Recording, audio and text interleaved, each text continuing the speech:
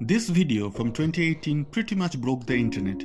A female gorilla from the San Francisco Zoo named Koko is apparently urging mankind to protect Earth from catastrophic climate changes. Koko is by far the most famous gorilla to have ever lived. She featured as the cover story of 2 National Geographic magazine editions and the best-selling children's picture book, Koko's Kitten. It is also believed she inspired movies like The Planet of the Apes. This is a story of the limits of human-animal interaction, where science meets fiction, logic and emotions are in direct conflict.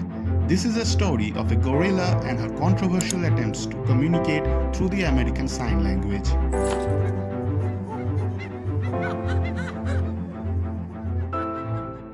The story of Koko began on the 4th of July 1971 in the San Francisco Zoo of California. A year later, she was subject to a fascinating and controversial experiment started by research psychologist Francine Patterson.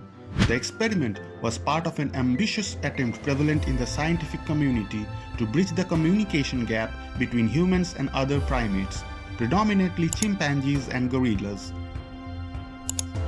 Through a careful grooming from a very early age, Patterson, who at that time was a PhD student at Stanford, hoped to teach American Sign Language for the deaf to the young primate. Their interactions soon raised eyebrows and sparked immense speculation in the scientific community. Find something soft. Koko, can you find something soft? Is there something soft here? Yes, that's soft. That's soft. That, yes, I feel it. It's nice. What color is that? Koko ended up mastering more than 1,000 words through the American Sign Language. Patterson claimed she understood more than 2,000. If true, this would be beyond the realm of possibilities of primate cognitive abilities. Nevertheless, whether she meant it or simply imitated it, Koko is certainly an above-average intelligent gorilla.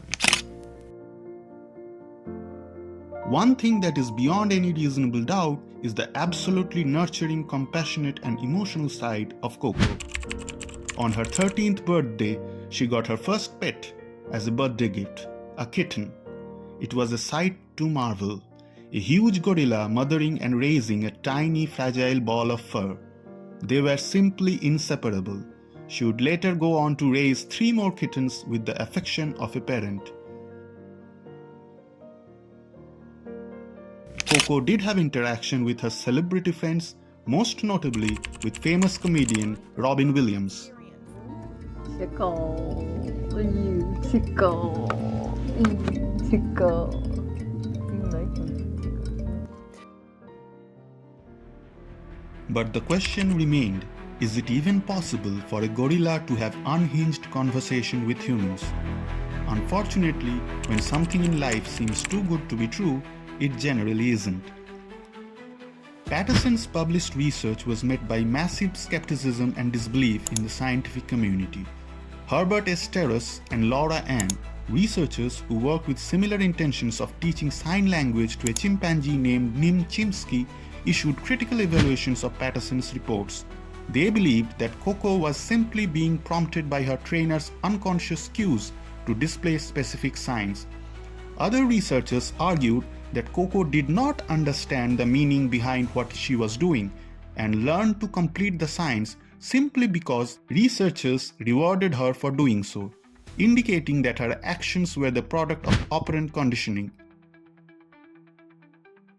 Another major problem was that Koko's messages were often interpreted by the handler in a non-consistent way.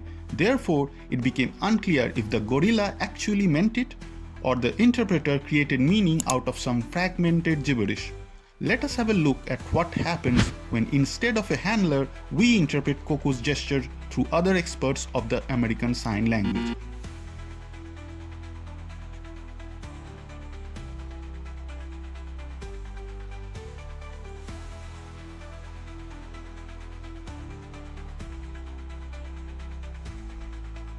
Let us play and watch the climate change video.